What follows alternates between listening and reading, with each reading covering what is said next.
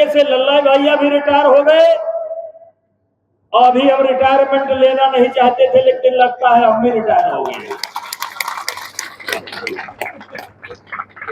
लेकिन होइया वही जो राम रचना था। अभी खेला बाकी है,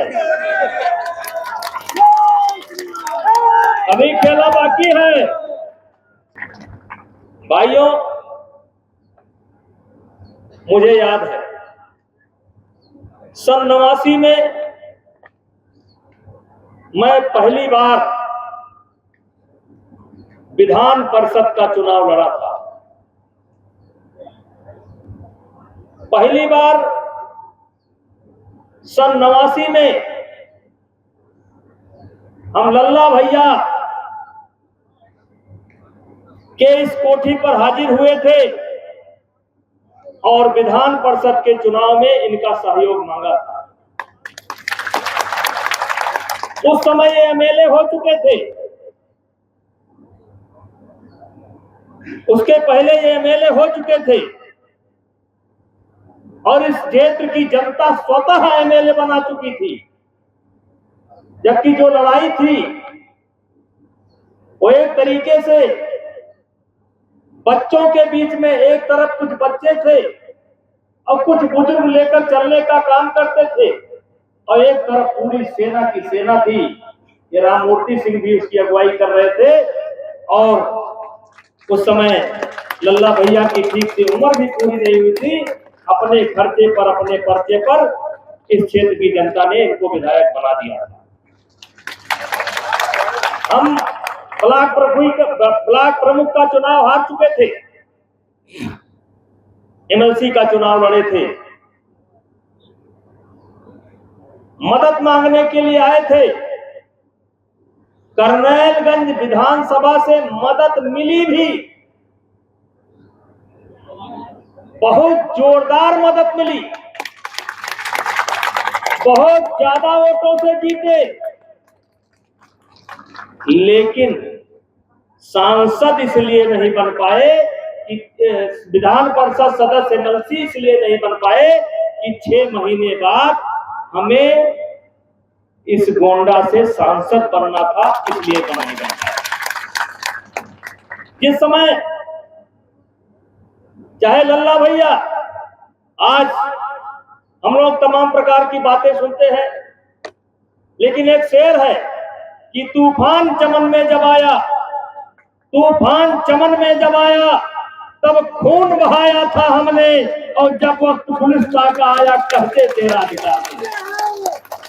इस गोंडा जनपद के अंदर लोकतंत्र की स्थापना हमने और लल्ला भैया ने और हमारी टीम ने की है। सन 1991 के पहले गोंडा जनपद की कई ऐसी विधानसभा थी, कई ऐसे गांव थे जहां पर वोट नहीं पड़ते थे, लेकिन हम 2 बच्चों ने इस गोंडा की राजनीति का परिवर्तन किया और राजनीति उसी दिशा में बढ़ रही है। हमारा इनका कोई नया संबंध नहीं है, हमारा 89 के पहले का भी संबंध है। इनके संबंध के पहले इनके पिताजी से मेरा संबंध है, आज भी हम लोगों का संबंध कायम है। लेकिन भाइयों, आज आप सब लोग भली भांति जानते हैं, एक तरीके से लल्ला भैया भी रिटायर हो गए और अभी हम रिटायरमेंट लेना नहीं चाहते थे, लेकिन लगता है हम भी रिटायर हो गए। लेकिन होइया वही जो राम रचना था। अभी खेला बाकी है, अभी खेला बाकी है।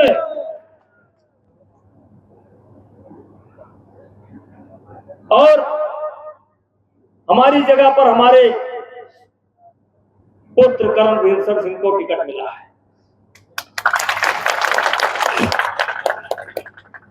और मैं समझता हूं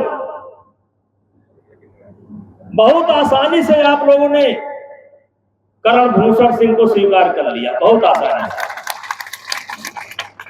नौजवानों ने तो समझ में आती है कि नौजवानों को नौजवान मिल जाए, कंधे पर हाथ रखकर चलने वाला मिल जाए, हंसी मजाक करने वाला मिल जाए, लेकिन बुजुर्गों से ये उम्मीद नहीं थी कि इतना जल्दी ये सरेंडर कर जाएगी।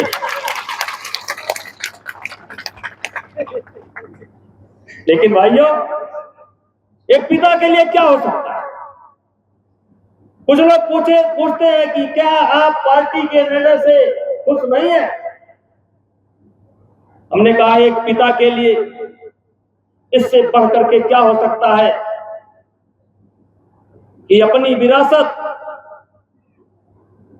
अपने लड़के को सौंप दे और उस विरासत पर लड़का बैठ जाए।